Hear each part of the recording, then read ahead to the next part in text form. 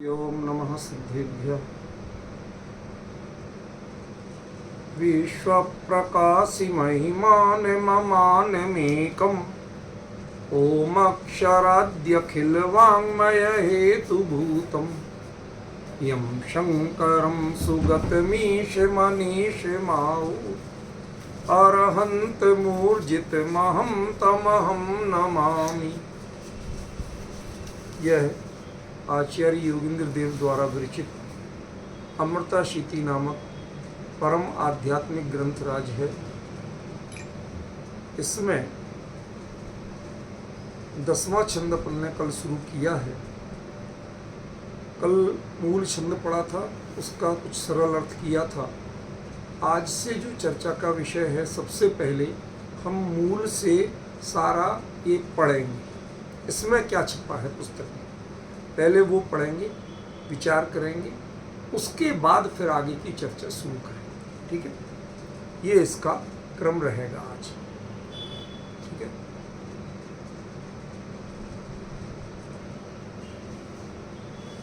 सत्यम समस्ति सुखमल्पमिहेहितार्थै इहापि तव तेन तव तेषु सदेति वेद्मि तेषां यदर्जन वियोगज दुःख जालम तस्यावधिं बहुधियापि न हन्त वेद्मि। इसकी उत्थानिका में आचार्य योगेंद्र देव के जो टीकाकार हैं मुनि बालचंद्र अध्यात्मी, वो लिखते हैं पुनः सांसारिक, मैं जान के कन्नड़ नहीं पढ़ रहा हूँ, तो आप हमारे आप में कन्नड़ वाला कोई है नहीं, तो वो पढ़ने से कोई फ़ायदा नहीं। प्राकृत संस्कृत तो फिर भी पढ़ो, कि वो हम थोड़ा पढ़ तो लेते हैं। कन्नड़ आप लोग समझ ही नहीं पाएंगे कुछ भी, तो ज़बरदस्ती पढ़ने से क्या लाभ है, इसलिए मैं हिंदी पढ़ रहा हूँ।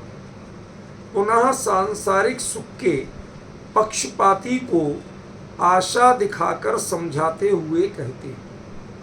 क्या कहना चाहते हैं आचार्य?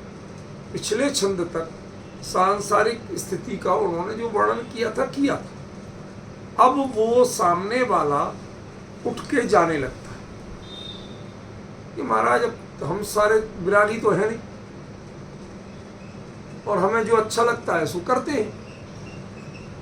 तुम कहो तो हम तुम्हारी तरह पीछे कमंडल लेके नहीं चल सकते, और हमें घर गृहस्थी में रहना है, तो ये सब चाहिए।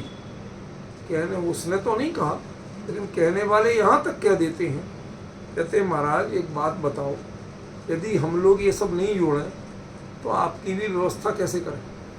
कहने वाले कह देते, ये कहा मैंने आजकल के। पहले लोग ऐसा कभी नहीं कहते थे, कभी नहीं सोचते थे, लेकिन आजकल ये परिपाटी चल गई है कि लोग ऐसा भी कह देते। समझ गए?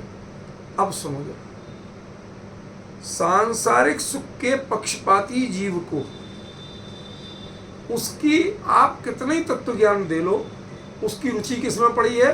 संसार। जितना विश्वास उसे एसी पे है, उतना विश्वास 73वीं गाथा पे नहीं।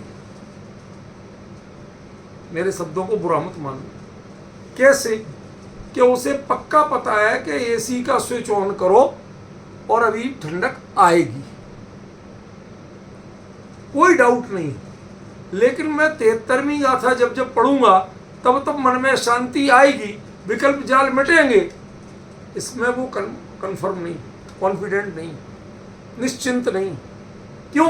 वो खुद ही देखता है कब क्या मूड है, कब क्या मूड नहीं है। कभी वही चीज़ बहुत अच्छी लगती है, कभी वही चीज़ अच्छी नहीं लगती। क्या कर लोगे आप? समझ गए? कभी वही भोजन बहुत अच्छा लगता है, तबीयत ठीक हो, और कभी तबीयत गड़बड़ हो तो वही जहर सा लगता, नहीं खाया जाता। तो ये अकेला तत्व ज्ञान में ही नहीं है, सांसारिक क्षेत्र में भी ऐसा चलता है। ख्याल में?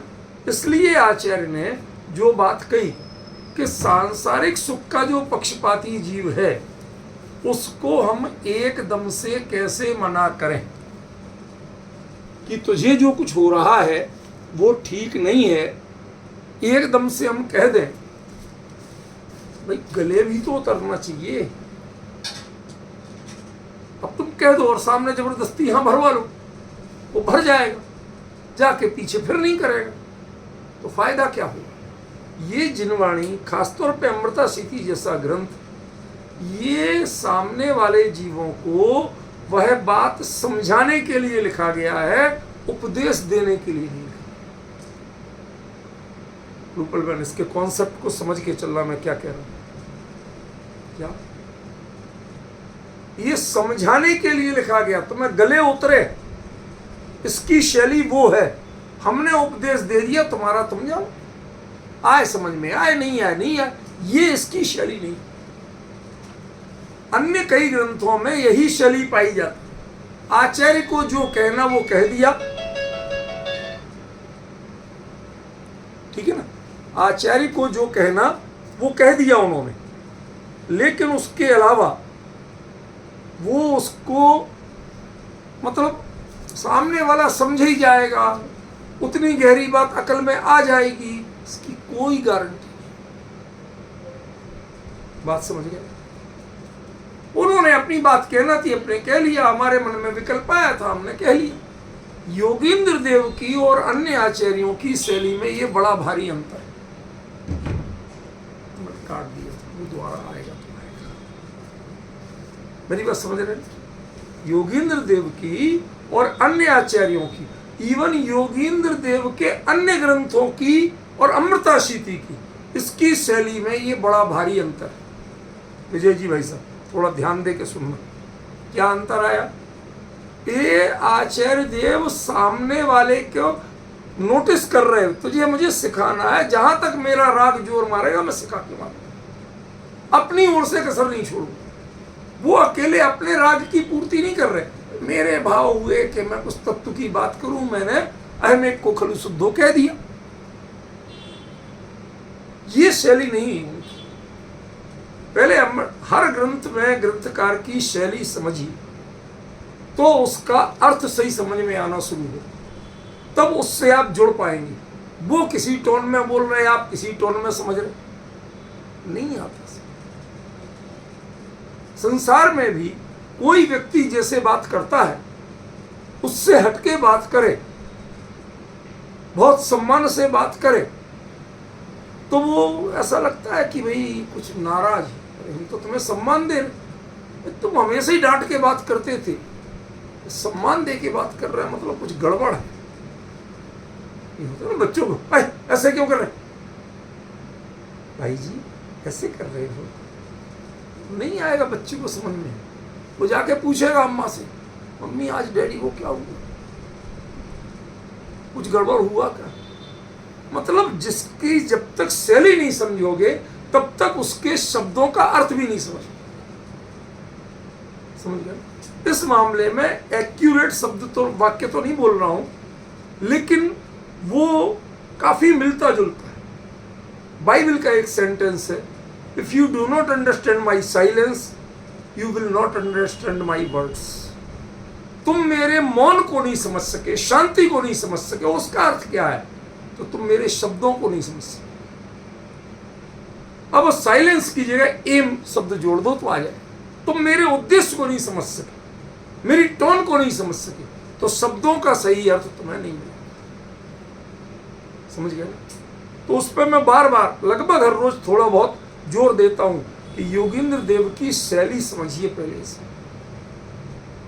उन्होंने इतना सब समझाने के बाद फिर सामने वाले की बात में हाँ में हाँ क्यों भरी? कि ये उठ के अभी तो फंदे में फंस गए, महाराज जी के सामने बैठा। आज का जमाना वो था नहीं कि मुंह पे कह के चले जाए, पहले थोड़ी तो बैठा रहेगा, जितना सुनाओ तो ज्यों ही आप मौन हुए और वो प्रभु चक्कर हो, फिर लौट के नहीं जाएगा, महाराज को देखते ही भागेगा, बच के जाए कि अभी फिर पकड़ेंगे। तो आचार्य ने कहा अगले को समझ में आ, आपके तत्व ज्ञान की चर्चा करने का लाभ क्या है? यदि सामने वाले को कुछ समझ में ही नहीं आता, उसके गले नहीं उतरी, तो बात आपकी जितनी चाहे बड़ी हो, वो सिर के ऊपर से जाए तो फायदा क्या है? समझ गए? इसलिए हमें समझना बहुत जरूरी है। आचार्य देव ने इसमें शैली क्या रखी? सामने वाले की भी बात सुनना और वो आपकी बात समझने की कोशिश करे उसको लाना आपको अपनी जगह है, जो आपको समझाना वही, लेकिन उसकी शैली, उसकी पद्धति, उसका तरीका बदलना पड़ेगा। ठीक है, अब वो क्या करना पड़ेगा, सामने वाले की सुनो, उससे ठीक विपरीत नहीं बोलो। हाँ भाई ऐसा होता है, मानता हूं कि होता। अब मेरी जिज्ञासा जो है वो सुन कि तुम्हें जो संसाधन मिले उनसे तुम्हें मजा मानते, एसी से ठंडक मिलती है गर्मियों में, हीटर से सर्दियों में, रूम गर्म होता है, कपड़ों से ऐसा होता है, खाने से ये होता, सब चीज मान ली। क्या थोड़ा बहुत तो है, 100% है ये तो नहीं, पर हाँ है। लेकिन आचार्य देव ने कहा ला के उसको दुविधा में डाला कि इनके यदि वियोग हो गया, सबके संयोग तो है नहीं, यदि वियोग हो गया जो तुम्हें आज मिला हुआ है, तो कैन यू सर्वाइव, क्या तुम रह पाओगे, काम चला पाओगे?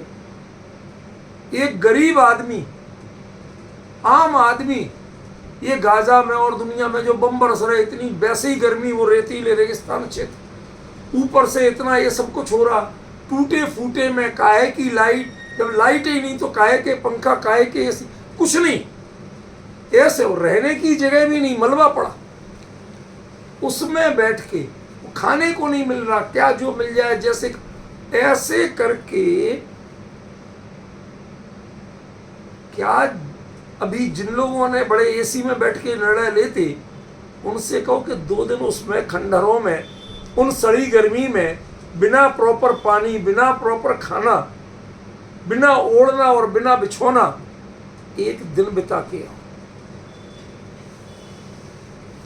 जिनके पास नहीं है वो रह सकते हैं, तुम्हारे पास सब कुछ है, तुम्हें यदि ये छूट गया तो तुम्हें अब जीना बहुत कठिन हो जाए। ये आचार्य है। और वो दुख कब तक चलेगा? अब क्या है, गाजा या जो भी है, ये भी रातों रात बस जाएंगे, बन जाएंगे, सारे साधन आ जाएंगे। हिरोशिमा नागासाकी में परमाणु बम गिरा था, आज भले ही वो कितने अच्छे दिख रहे, लेकिन उस समय क्या थे और कितने साल तक वहां रेडिएशन रहा, क्या क्या नहीं भोगा वहां की पीढ़ियों ने, समझ रहे ना? तो वो जो परंपरा चलेगी वो कब तक चलेगी? तुम इस जीवन में ठीक हो, जो रेडिएशन भोग लिया, जिसके शरीर पे असर हो गया, तुम इस जीवन में ठीक हो पाओगे कि नहीं हो पाओगे? ये चीज के लिए आचार्य कहते हैं भाई गारंटी नहीं, मतलब वो चीज मिली, उसका मजा तुम्हें आया, मैं मानता हूं, थोड़ा बहुत मिलता है, मान लेते, लेकिन जब ये छूटेगी, उसके बाद की जो दुख की परंपरा है, उसकी तुम कल्पना करने को तैयार हो? सोचो जरा। ये जब कषाय बढ़ती है तो यही होता है। मैं किसी का पक्ष नहीं ले रहा हूं, किसी का विपक्ष नहीं कर रहा हूं, लेकिन अभी की बात है जो रोज हम पढ़ते हैं कि वहां गाजा में लोगों को खाने को नहीं बचा, तो विश्व के कुछ देश और संयुक्त राष्ट्र वगैरह वहां किसी तरह कुछ खाने को भेजते, तो वहां की एजेंसियों के थ्रू, अब जो रूलिंग है वहां जिनका चल रहा है, उन्हीं के थ्रू वो भेजते। किससे भेजते हैं? तो लोग भूखे, 3-3 दिन के बच्चे भूखे, पीने को पानी नहीं, खाने को रोटी नहीं, और दुर्दशा इतनी बारूद की, तो वो भागते हैं लेने के, ऐसे भागते हैं जैसे नर की रोटी के लिए भाग, ऐसी दुर्दशा सारे हमने देखी। वो जाते हैं कि भैया कुछ मिल जाएगा, खा लेंगे तो शायद बच जाए, खुद पेट की आग कम हो जाए, कुछ तकलीफ कम हो जाएगी, जी सकेंगे। और वो जीने के लिए रोटी लेने जाते हैं और वो दूसरे दुश्मन सैनिक उनको गोली मार देते। भूखा लड़ने नहीं आ रहा, रोटी लेने आ रहा, और उसको गोली मार दी। कषाय की यही जाति है। जब बढ़ती है तो ऐसे ही बढ़ती है, उसका कोई आप सीमांकन नहीं कर सकते कि इतनी ही रहेगी, इससे आगे नहीं जाएगी। समझ गए? जितने चाहे पढ़े लिखे हों, सबकी यही जाति होती है। जब राग असफल होता है, द्वेष में परिणमता है, तो जब अंदर में मोह प्रबल हो तो राग भी प्रबल ही होता है और द्वेष भी प्रबल ही होता है। तो बड़ी विडंबनापूर्ण स्थिति थी। कभी सुनते हैं, देखते हैं तो कहते भैया तुम क्यों उनको रोटी देने के लिए बुलाते हो? कम से कम भूखे ही तो मरेंगे, जो कुछ होगा होगा। उनको रोटी देने के नाम पे बुलाते और गोली मार देते। और यथार्थ स्थिति चल रही है, समझे ना? तो कहते हैं तुम्हारा जो इसके बाद दुख की परंपरा शुरू होगी। आज बढ़िया इस सुख साधन में रहते हो, यहां एसी में बैठ के कहना बहुत आसान है, यहां साहब इधर चढ़ाई कर दो, उनको खत्म कर दो, लेकिन इस युद्ध का परिणाम क्या होता है? उसके बाद सालों साल कितने परिवार उजड़ते हैं, कितने बच्चे भूखों मरते हैं, कितने अनाथ होते हैं। ये जो परंपरा चलेगी दुख की, उसका अंत कब आएगा? आचार्य कहते हंत न वेदमी, मुझे दुख है कि मैं बताने में समर्थ नहीं, मैं ही नहीं जानता, मैं तुम्हें बताऊंगी।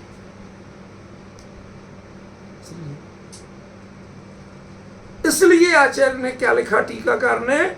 सांसारिक सुख के पक्षपाती संसारी जीव ग्रस्त को क्या हो गया है?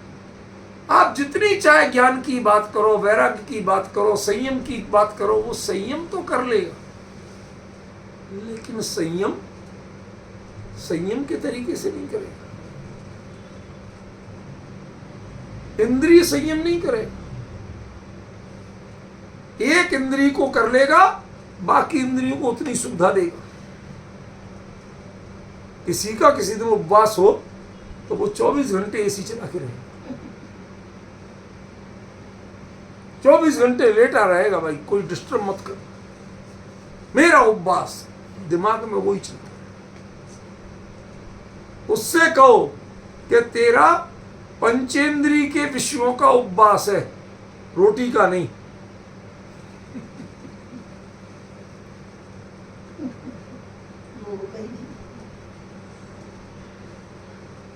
तेरा क्रोध का उपवास है, मान का उपवास है।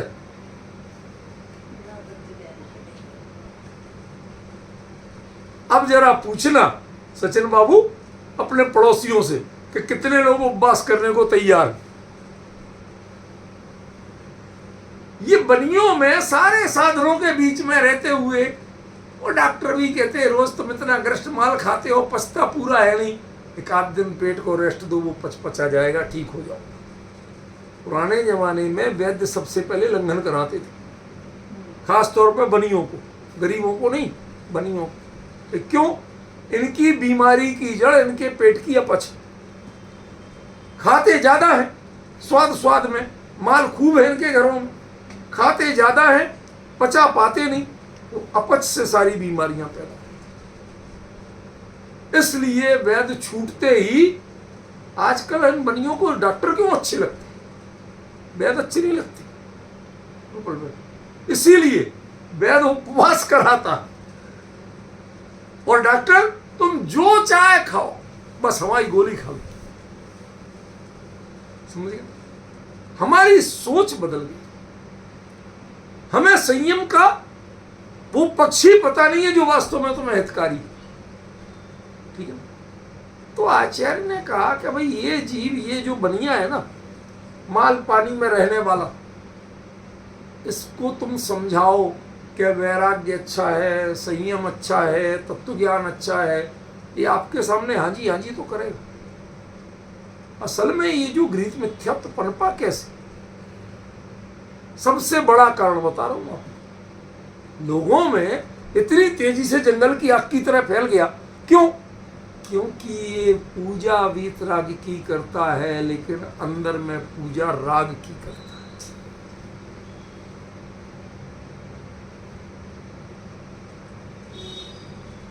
यही वीतराग भगवान आप ही दे दो तो मुझे जरूरत क्या है रागी के पास जाने की।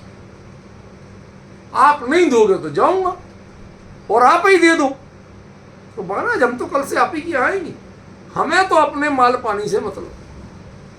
ये जो दिमाग में माइंड सेट है, इसने लोगों को गृहीत मिथ्यात्व बनाया, इसने भगवान के मंदिरों के पूजा पद्धति को विकृत किया। मंदिर गलत नहीं है, भगवान गलत नहीं है, जिनबिंब गलत नहीं है, हमारी सोच गलत है। समझे ना? उसी पे आचार्य देव कह रहे हैं कि अब ये जीव को दिमाग में जब यही बैठा हुआ है कि मुझे माल पानी खाने से, एसी में रहने से, पंचेंद्री के विषय भोग भोगना, इन्हीं में साता है, इसी में चैन है, तो अब इसको एकदम से ये कैसे छुड़वा दे? नहीं छोड़ने वाला। अरे छूट नहीं रहे आज के तथाकथित महाराजों के, मुनिराजों के। उनकी कंडीशन होती है आप हर ग्रस्त के घर में एसी हो चलिए, लेकिन उनके जिस जगह रुकेंगे वहां हर कमरे में एसी चाहिए और एकदम चिल्ड वाला चाहिए। प्रकरण आया तो बात कह रहा हूं, वैसे नहीं कहता। एक चीज जान लेना, एसी आपके शरीर में खुश्की बनाता है, ठीक है ना? उससे स्किन भी डल होगी, यदि पूरा पानी जाएगा बॉडी में तो स्किन डल होगी, नाक मुंह गला सब सूखेगा, सिर में भारीपन बेचैनी आएगी। मुझे समझ में नहीं आता ये एक बार भोजन और एक बार पानी पी के कैसे एसी में रह लेते हैं। मेरे प्रश्न समझ में आ रहा है कि नहीं है? ये तो विज्ञान है, ये कोई मैं धर्म की बात नहीं कर रहा हूं। ये विज्ञान है कि एसी में जो रहेगा उसे रूटीन से ज्यादा पानी चाहिए, नहीं तो ये बेचैनियां आएंगी, ये समस्याएं आएंगी। और आप एसी में बैठ के दिन रात हम तो वीतराग, हम तो विरागी, हम कैसे मान लें कि तुम एक बार पानी पी के रहते हो? यहां हम दिन भर पीते हैं, यदि रात को नहीं लेते हैं तो रात को 2, 3, 4 बजे बाद खुश्की लगने लगती, बेचैनी लगने लगती, उठ के बैठना पड़ता है। समझ रहे ना? तो आपकी बात हम मान कैसे? तो ये जो संसारिक सुखों की बात है, एक बार इनकी आदत पड़ जाए फिर इस मनुष्य भाव में आपको ये बात समझ में नहीं आएगी कि इनके बिना भी जिंदगी होती है, इनके बिना भी साधना होती है। घर में थे तो जितना चला के रहते थे, जिनके घर में नहीं थे एसी, वो साधु बनने के बाद ज्यादा एसी में रह रहे। क्यों? अतृप्त वासना है ना, घर में नहीं मिल पाई थी जितनी यहां समाज से ले लेके कर रहे। अतृप्त वासना, ये साधना नहीं है, अतृप्त वासना की पूर्ति है और कुछ नहीं। समझे? तो आचार्य ने कहा कि जब संसारी जीव जिसकी तृष्णा नहीं छूटी, पर पदार्थों में आसक्ति नहीं छूटी, उसको तुम छुड़ा के पर पदार्थ छुड़ाओगे कैसे? वो कहता महाराज हम नहीं छोड़ सकते। क्यों? मैं तो हूं। अरे आपकी बात दूसरी, हमें इसके बिना नहीं चलता। अब वो पल्ला छुड़ा के जाने वाला था, तो आचार्य को चिंता हुई कि चेला ही भाग जाएगा तो समझाए किसको? भाई इतना राग तो था, बोए नहीं सही, राग तो था। तो आचार्य ने तुरंत कहा सत्यम, सच। समस्ती इस संसार में, समस्ती शब्द का अर्थ है संसार में, सप्तमी एक वचन का रूप है। समझ गया? इस संसार में ईहितार्थई, चाहे हुए पदार्थों के द्वारा। अब आप चाहते क्या हो? जो जिस इंद्री को अच्छा लगता है वो ही चाहते हो, कि जो उसको बुरा लगता है वो चाहते हो? सूंघने के लिए बढ़िया खुशबू चाहिए कि लाल मिर्च की बुकनी? सुना दो, भागता नजर आए। समझ गए ना? तो जिस इंद्रिय को जो चाहिए, जो घ्राण को जो गंध चाहिए, कान को जो शब्द चाहिए, आप संसार की बातें सुनाओ, सब बड़े बच्चे तक सुनते मजे से, और तत्व ज्ञान की सुनाओ, कौन सुनने को राजी है? कहीं किसी को जबरदस्ती सुनाओ भी तो वो ऐसा लगता है नाक पकड़ के करेले का रस पिला रहे, वो भाग रहा है। आचार्य ने कहा नहीं, इसे जबरदस्ती मत करो, ये ग्रंथ मनोविज्ञान से तत्व ज्ञान समझाने का ग्रंथ है। क्या नोट करके रखना, मनोविज्ञान से तत्व ज्ञान समझाने का ग्रंथ है। आचार्य ने तुरंत पाला बदला, समस्ती यह समस्ती इस संसार, नहीं तो आप सुनाने लगो कि साहब नरकों में भोजन बिन जीवन भरपेट मनुष्य क्यों मरता है। कहते ऐसे कहने से कोई फायदा नहीं, उसे भोजन में ही मजा आता है तो आता है, भोजन से तृप्ति मिलती है तो मिलती है। और वो नरक में क्या होता है कि वहां की बात नहीं कर रहे हम, तो यहाँ की बात कर रहे। इसलिए एक शब्द जोड़ा, इह समस्ती इस संसार में, ईहित अर्थई, जो चीजें तुम्हें पसंद है, जो तुम चाहते हो, उनसे सुखम अल्पम, थोड़ा बहुत सुख तो है, मतलब तुम्हें मजा आता है। और जब मजा आता है तो ईहा अपी, अब भगवान के सामने सुना रहे, भोजन बिन नरकों में जीवन भरपेट मनुष्य क्यों मरता है, तुम भोजन बिन अक्षय सुखमय वह समझ त्यागने आया हूं, क्यों? और मन में क्या कर रहे, क्षुधा रोग विनाशनाय नैवेद्यम निरुपामति स्वाहा, और उधर मन में विकल्प आ रहा कि आज तो बाटी बन रही है, आहा।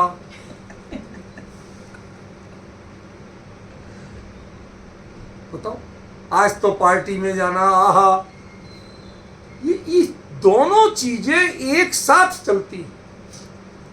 इसका मतलब आप शब्द चढ़ा रहे भगवान को और भाव चढ़ा रहे अपने को। आपके शब्दों से आपके भाव सहमत नहीं है। आचार्य का उद्देश्य है कि आपके शब्दों से आपके भावों की सहमति हो, आपका मन उसका सपोर्ट करे। इसलिए पहले कहा ईहापी, तुम्हें इच्छा है, हमारे सामने मत बताओ महाराज मैं तो बिल्कुल बना सकती हूँ, मुझे कुछ नहीं चाहिए महाराज, मैं तो आपकी अरे तुम जब गृहस्थी तुम्हें चाहिए तो मुनिराजों की संगति कैसे करोगे?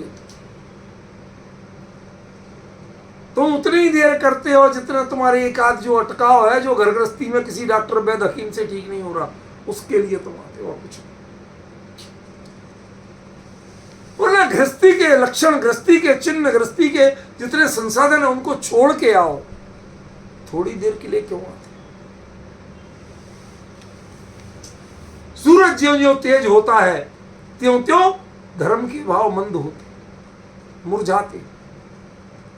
जब तक सूरज तेज नहीं हुआ तब तक धर्म के भाव जिंदा रहते। ज्यों ज्यों वो ऊपर चढ़ता जाता है धर्म के भाव नीचे आते जाते, फिर संसार के उग्र होते जाते। ईहापी, आचार्य ने कहा मेरे साथ छल मत करो, तेरे मन में ईहा भी इसी कारण से, क्यों तुझे उसमें मजा आता है, मजा आता है तो तेरी इच्छा है, ठीक है ना?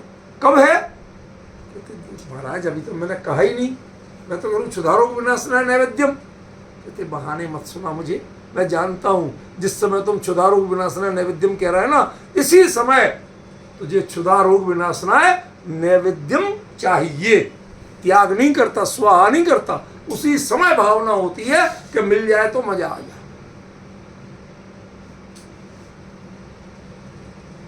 रूपल में आपके दुबई में वो जब दशलक्षण वगैरह में शुक्रवार आता ना, तो शुक्रवार को लोग विधान करते। अब रेगुलर पूजना तो दशलक्षण की पहले ही बहुत होती है, उसके बाद में विधान करना तो 2-3 घंटे लगे ही जाते हैं, तो 2-3 घंटे लेट हो जाते हैं। तो उस समय देखो एक एक करके कौन कितने बजे जा रहा है। कहते वो कितनी बजे नहीं जा रहा, जिससे अब भूख सहन नहीं हुई तो जा, वो कोई टाइम से नहीं जा, टाइम इधर का है। ये जब तक बर्दाश्त थी, जब तक बैठे हैं, और जब तक नहीं हुई तो जा रहे। जो लास्ट तक किसी तरह बैठा रहे, किसी भी सभा में 2 लोगों को तो बैठना ही पड़ता है, 3 लोगों, एक माइक वाले को, एक दरी वाले को, और एक वक्ता को, और सब जा सकते हैं, समझ गए ना। तो वो ऐसा हुआ, तो लास्ट वाले जो थे उनकी हालत रहती है बिल्कुल लटके पटके से जाते, बहुत ही कष्ट है भाई साहब, हालत खराब हो गई। क्यों हालत कैसे खराब हुई? इतनी देर तुम्हें तत्व ज्ञान, अरे तुम्हें कोई अच्छी चीज मिलती है तो उससे हालत सुधरती है कि बिगड़ती है? यदि तत्व ज्ञान, ये भगवान की पूजन विधान, ये तुम्हें टॉनिक थे, तो इससे तुम्हारी हालत सुधरना चाहिए थी। ज्यादा लिया तो सुधरना चाहिए थी, बिगड़ी क्यों? इसका मतलब है ये क्षुधा रोग विनाशनय नैवेद्यम ही है, इसको तुमने 100 बार चढ़ाया लेकिन एक बार भी स्वाहा नहीं किया। सदैति वेद में हमेशा तेरी इच्छा बनी हुई थी। कौन जी? आचार्य देव क्या कह रहे थे? जब तू पूजन में चढ़ा रहा था ना, तब भी तेरी इच्छा थी, इच्छा नहीं चढ़ाई तूने, नैवेद्य तो चढ़ाया, इच्छा नहीं चढ़ाई।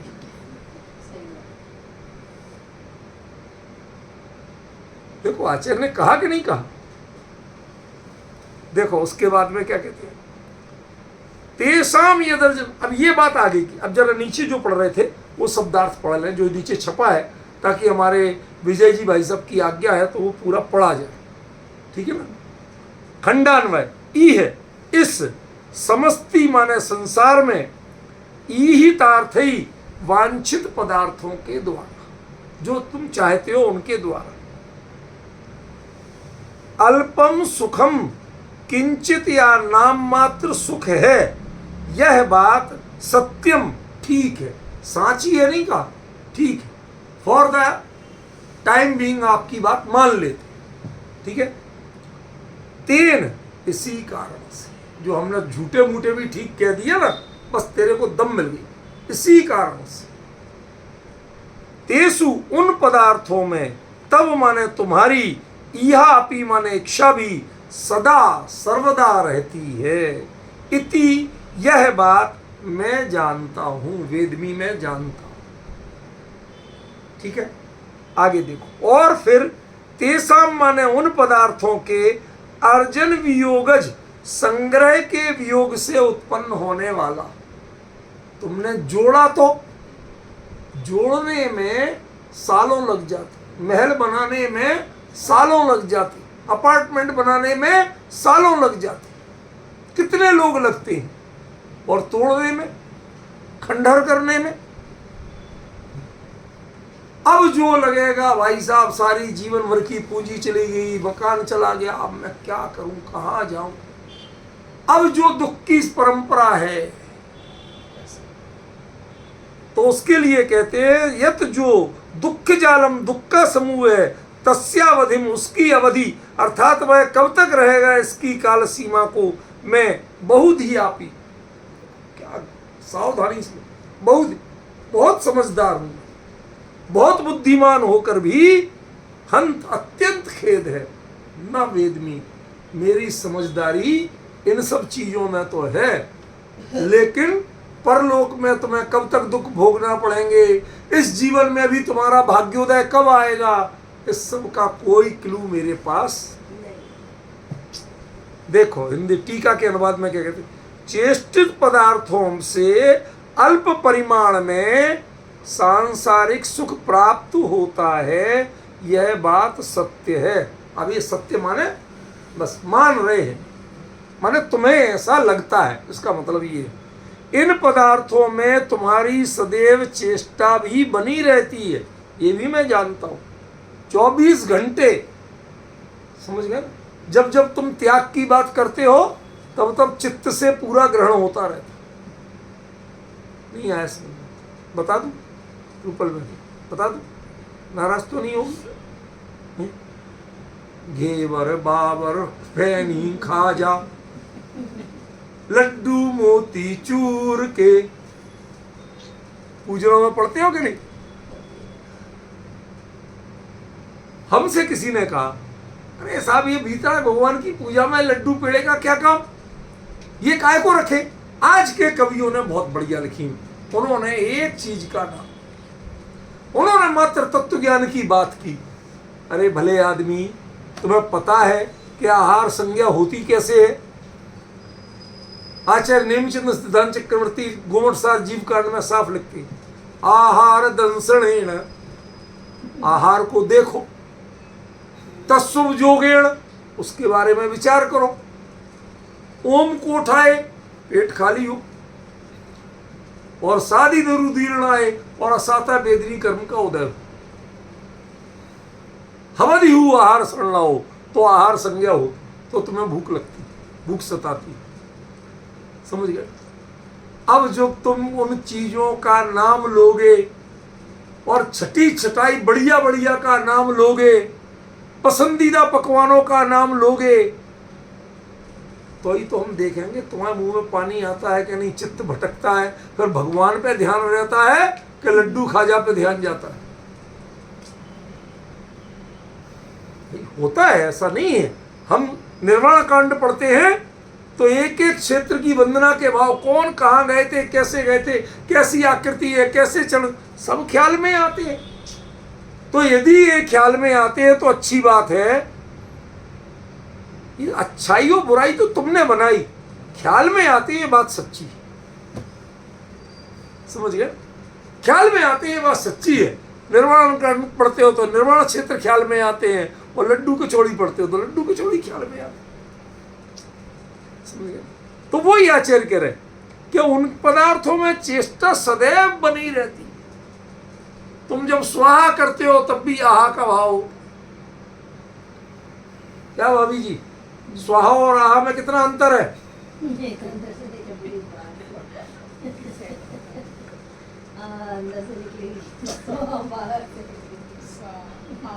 वो कहते हैं स्वाहा ऐसे होता है, आहा ऐसे होता है। समझ गए? जब स्वाहा होता है तब आहा होता है। क्यों? तो उनका नाम ले तो हम कहते हैं कोई बुराई नहीं है उन पूजनों में, करो। उनके पढ़ते हुए उन पर विकल्प नहीं जाए, उनके त्याग के भाव से भगवान के स्वरूप पर विकल्प जाए तो कोई ऐतराज नहीं है। वो परीक्षा की घड़ी है तुम्हारी, समझे? लेकिन आचार्य ने योगींद्र देव कहते भाई ये देखो ऐसा है, अब इतना चाहे बन जाए। कहने नहीं महाराज बिल्कुल नहीं है, मैं तो बिल्कुल शांत है हम, लेकिन इसके अंदर में क्या खदक रहा है वो हमें पता है। जैसे कड़ी खदकती, कोई चीज धीरे धीरे मध्य आंच पे खदकती है ना, उसमें हीट गर्म वो पूरी होती है। कम आंच पे है, इसका मतलब टेम्परेचर उसका कम नहीं हो गया, वो खदक रही है माने है पूरी। समझ गए? तो तेरी इच्छा सदैव बनी रहती है, यह भी मैं जानता हूं, किंतु उन इंद्रिय विषयों के संग्रह के वियोग से तुमने जोड़ा बड़ी मुश्किल से, उनके वियोग से होने वाले दुख के समूह की सीमा को, मतलब ये दुख कब तक चलेगा, कितना चलेगा, आज इतना कष्ट है कल और बढ़ तो नहीं जाएगा। कहते उस दुख की सीमा को विविध प्रकार, ये देखो ये टीकाकार ने बड़ा गजब का प्रयोग किया। मूल ग्रंथकार ने क्या दिया था? बहुध्यापी। अब ये बहु किसका प्रकार वाची था? मात्रा का वाची था या प्रकार का वाची था? बहु माने बहुत प्रकार की, और बहु माने बहुत सारी। एक होती है क्वांटिटी, एक होती है क्वालिटी। तो बहुत सारी क्वालिटियों के कहते आचार्य ने ये माना, उन्होंने कहा तेरे पे ज्ञान ज्यादा नहीं है, तेरे पास बहुत प्रकार का ज्ञान है। थोड़ा ये भी जानता है, थोड़ा ये भी जानता है, थोड़ा ये भी जानता है। समझ में? इसमें मन नहीं लगा तो इसमें लगाता है, इसमें मन नहीं लगा तो इसमें लगाता है। ये सब चलेगा, मैं जानता हूं अच्छी तरह से। इसलिए उन्होंने क्या लिखा? विविध प्रकार की बुद्धि से समन्वित होकर। मैं बहुत विविध प्रकार की बुद्धि से युक्त हूं, लेकिन मैं ये नहीं जानता कि तुझे ये दुख कब तक भोगना पड़ेगा। देखो लिखा है, हे भाई मैं नहीं जानता हूं कि तुम कब तक ये दुख भोग। भावार्थ, इंद्रिय सुख अल्प है। अब ये शब्द समझना पड़ेगा। अरे अल्प सही है तो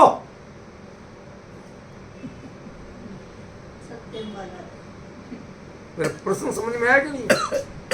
भाई चौथे गुण स्थान वाले का आत्मानुभव का काल अल्प है, पर वो एक समय का सही, पर अतीन्द्रिय आनंद है कि नहीं है? है। तो इंद्रियों में सुख है अल्प, और बहुत को बात तो हम बाद में कर लेंगे। पहले ये मानो, आप कम कहोगे हम कम मानने को तैयार। पहला प्रश्न है नहीं है।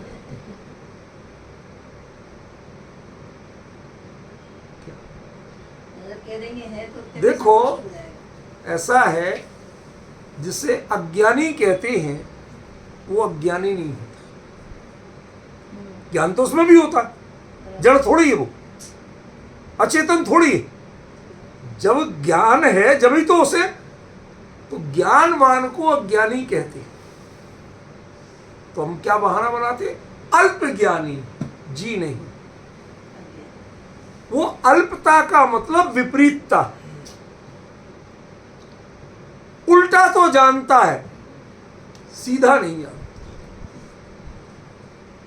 समझिए, मैं एक बात पूछना चाहता हूं। सरकार इतने बड़े बड़े लोगों की परीक्षा ले लेके तैयार करा के पुलिस में, सीबीआई में, इंटेलिजेंस ब्यूरो में भर्ती करती है ना? बिल्कुल सही बात। अब जरा एक अगला प्रश्न है मेरा, उस पर ध्यान दे दें। ये सब बेहतर पढ़े लिखे होते, छांट के लाते हो इन्हें, और जो अपराधी होते वो इतने पढ़े लिखे नहीं होते। पर एक बम का विशेषज्ञ जितना अच्छा बम नहीं बना पाता जितना वो बना ले। कौन कौन सा कूड़ा कबाड़ बाजार से लाके और उनसे बना लेते। किससे ज्यादा लोगों के नुकसान होंगे, ज्यादा मरेंगे, ज्यादा घायल होंगे। उनका आईक्यू लेवल उन पुलिस वालों से ज्यादा होता है। पुलिस वाले से कहो एक जेब काट के बताओ, नहीं बता पाए, काट पाएगा।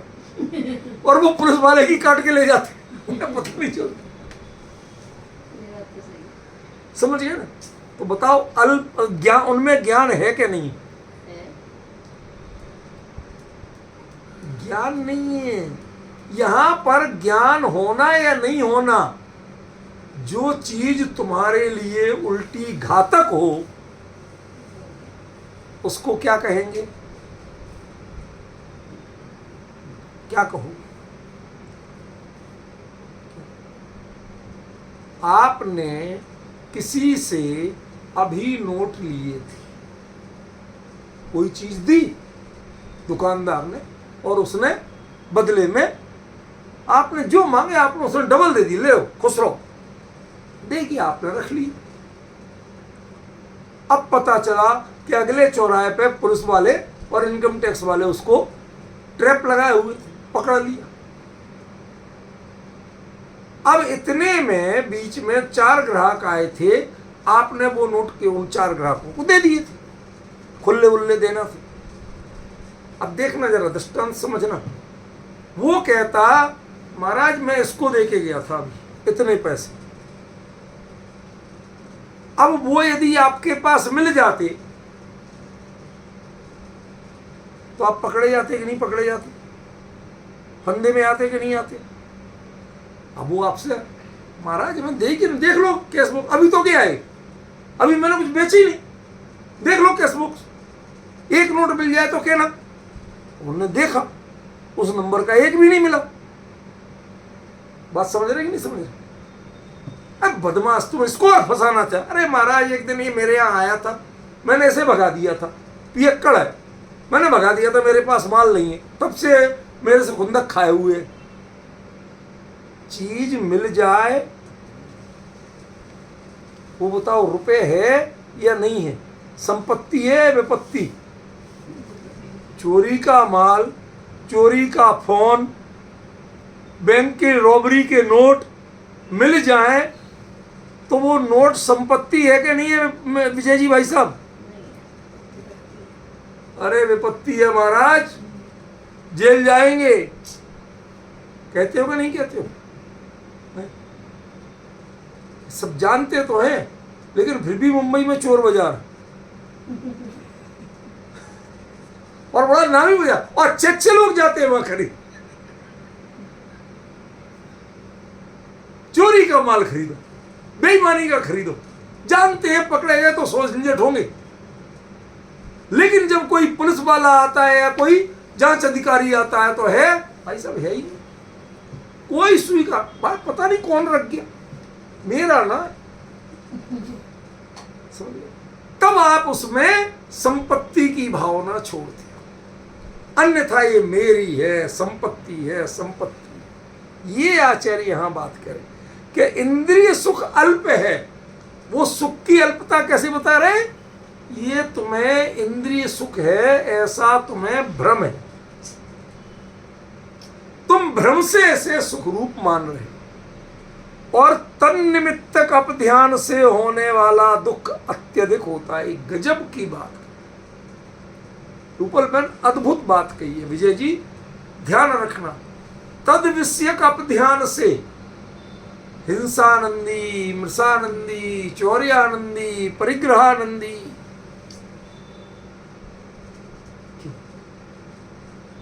सीए लगाते हो कि नहीं लगाते हो विजय जी? लगाते हो काय के लिए? हिसाब किताब सही बनाने के लिए कि टैक्स बचाने के लिए?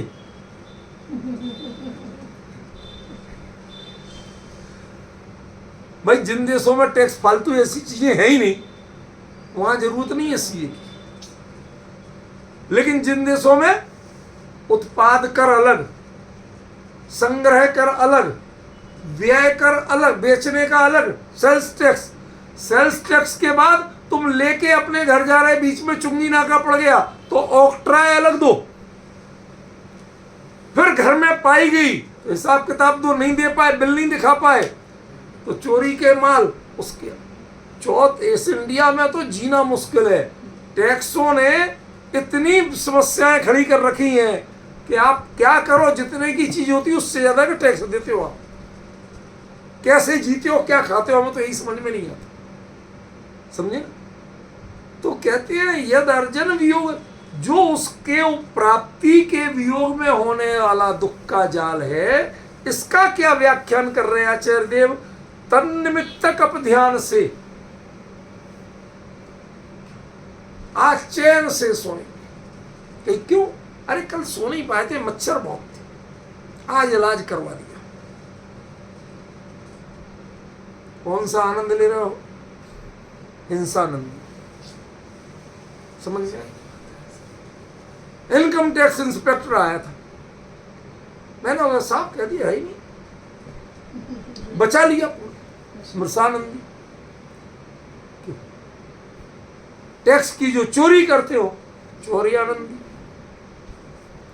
और जितना माल बढ़ जाए सो परिग्रहानंदी। ये अपध्यान है,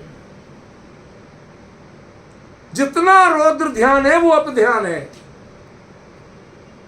जितने तुम्हें भौतिक सुख देने वाले साधन मिलते हैं वो काय में निमित्त बनते हैं? अपध्यान। उनके कमाने से लेके जोड़ने भोगने तक में एक ध्यान चलता है, उसका नाम है रौद्र ध्यान। समझे कि नहीं?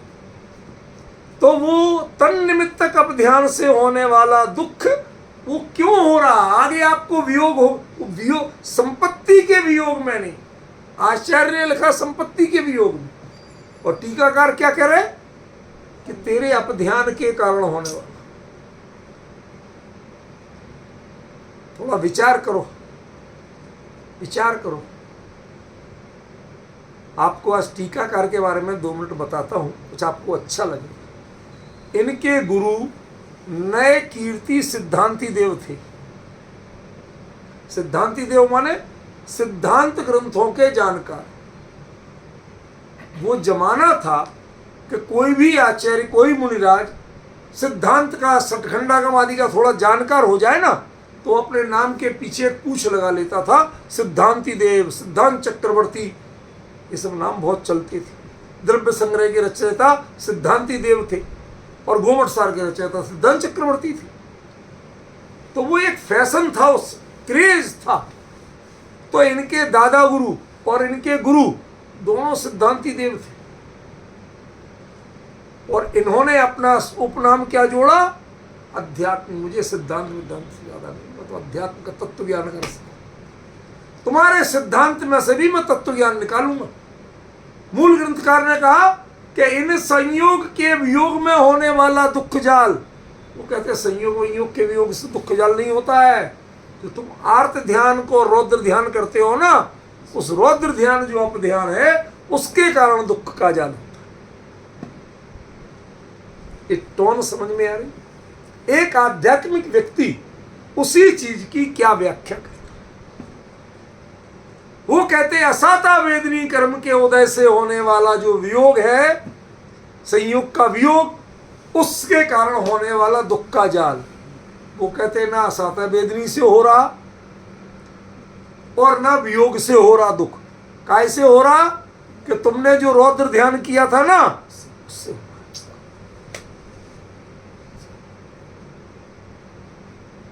क्लियर हुआ? समझ में आया?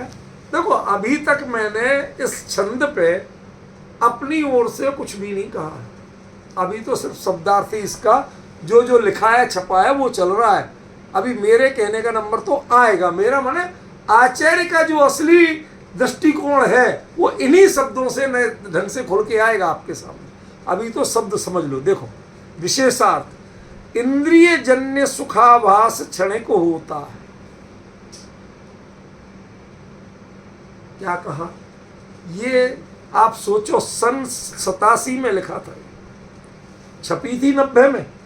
ये लिखा था जो विशेषार्थ, ये सन 86-87 में लिखा था।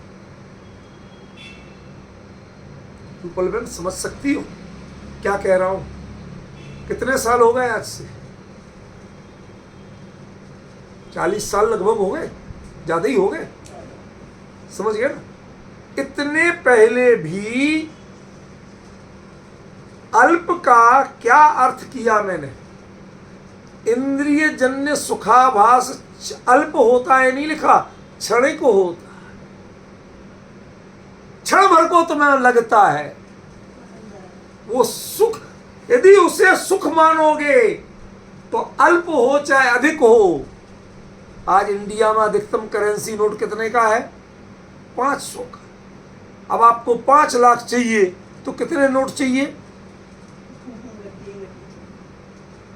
बताओ भाई? 100 नोट हुए 50,000, तो 5 लाख के लिए कितने नोट चाहिए? तो 1,000 नोट तो चाहिए कि नहीं चाहिए? समझ गए ना मुद्दा? चाहे वो 500 का एक नोट है और चाहे 1000 नोट है, एक नोट 500 का है क्या नहीं, ये बताओ पहले। मेरा प्रश्न समझ में आ रहा है? अच्छा, मैं अब सचिन की भाषा बोलता हूं। ये सदर बाजार में घूमता है तो कभी कभी एक दिन मेरे से बोलता, रूपल में नहीं, कहते डॉक्टर साहब, सर 500 की गड्डी 20 रुपए में मिल रही है। मिलती है, मिलती है। अब मैं क्या कहूं इसे? अरे वो नकली है। 500 की यदि होती तो वो 50,000 में ही मिलती। 500 की गड्डी का मूल्य 50,000 ही होता है, और 500 की गड्डी का एक नोट भी मिले तो 500 का होता है। तू 100 नोट 20 रुपए में दिला रहा, नकली है। पॉइंट समझ रहे कि नहीं समझ रहे? तो तुम जो कहते हो सुख सुख सुख, वो नकली माल है। देखो, किंतु उसकी प्राप्ति की चेष्टा में, योजना निर्माण आदि में जो आर्त रौद्र ध्यान होते हैं, उनके फलस्वरूप जीव को अपार दुख भोगना पड़ता है। ख्याल में है? और मैं विजय जी को थैंक्स कहना चाहता हूँ, उन्होंने मुझे ये सब पढ़ने को मजबूर कर दिया, तो कम से कम मैं पढ़ तो रहा हूँ, वरना मैं मूल छंद पे जो आदत पड़ गई थी तो मैं अपने लिखे को इग्नोर कर रहा था। अब कभी कभी जब मैं पढ़ रहा हूं तो मुझे लगता है कि उस समय भी सोच क्या थी। आज तो चलो ठीक है, परिपक्वता के बाद कोई भी व्यक्ति यदि लगातार एक विषय में इतना करेगा तो शायद समय ने सिखा दिया होगा, अनुभव से आ गया होगा। लेकिन ये वो समय है कि जब शादी भी नहीं हुई थी, नौकरी भी प्रॉपर नहीं थी, उस समय अकेले कहीं भी भटकते थे और बैठ के लिखते थे। समझ गए ना? उस समय की बात है। तब भी चिंतन क्या था, तब भी निर्णय क्या था, वो आप इससे समझ सकते हैं। इसको मैं बदल नहीं सकता। ख्याल, उसके फलस्वरूप जीव को अपार दुख भोगना पड़ता है। और देखा जाए तो यह जो सांसारिक सुखाभास है, जो कहा ना अल्पम सुखम, वो जो अल्पकार्थ आभास, अल्पकार्थ कम नहीं, वह भी वस्तुतः दुख ही है। देखो कितने ग्रंथों में, प्रवचन सार में, नियम सार में, लघु तत्व स्फोट में, ज्ञानार्णव में, ये सब प्रमाण दिए साथ। ठीक है? जो व्यक्ति धन संपत्ति का अर्जन कर अपनी तृष्णा रूपी अग्नि को शांत करना चाहते हैं, देखो सुख क्या है, जो अल्प सुख कहा ना, वो क्या है? तुम अपनी तृष्णा रूपी अग्नि को, तुम पीड़ित थे अपनी आग से, अपनी चाह से, अपनी वासना से, उसको तुम शांत करना। जितनी शांत होती है उससे तुम्हें सुख लगता है। 105 डिग्री बुखार था, 100 रह गया। डॉक्टर साहब आपकी दवाई से बढ़ ही रहा था, तो 100 बना रहने दें। अरे 100 डिग्री भी बुखार है, उसको एक अच्छाई मानता, उपलब्धि मानता। समझे ना?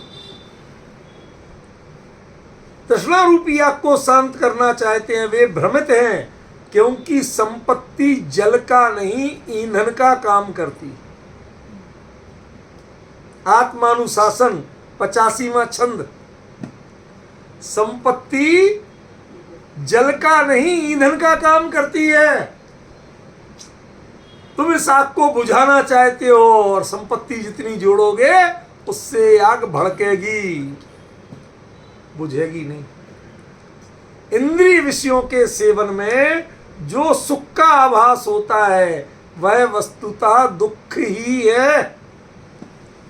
आचार्य पूज्य पाद ने उसे दाद को खुजलाने के समान, शब्द देखो, दाद को खुजलाने के समान, फंगल इन्फेक्शन, वेदना का प्रतिकार मात्र। खुजली होती है, खुजा डालो, उस समय कितना अच्छा लग रहा है, जरा जोर से खुजा दे। कई बार पीठ में होता है, क्योंकि अपने हाथ नहीं जाते, तो जिसको उससे दिखा सकते हैं पीठ, उससे खुजवा लेते हैं, वो खुजलाते, क्या राहत मिली, उसकी बात कर रहे हैं। वेदना का प्रतिकार मात्र कहकर उसकी दुख रूपता सिद्ध की है। सर्वार्थ सिद्धि में 7वें अध्याय के 10वें सूत्र की टीका में लिखा है। समझे कि नहीं? आज पूरा नहीं हो सकता, समय पूरा हो गया, बाकी चर्चा कल करेंगे, अभी आगे चलेंगे।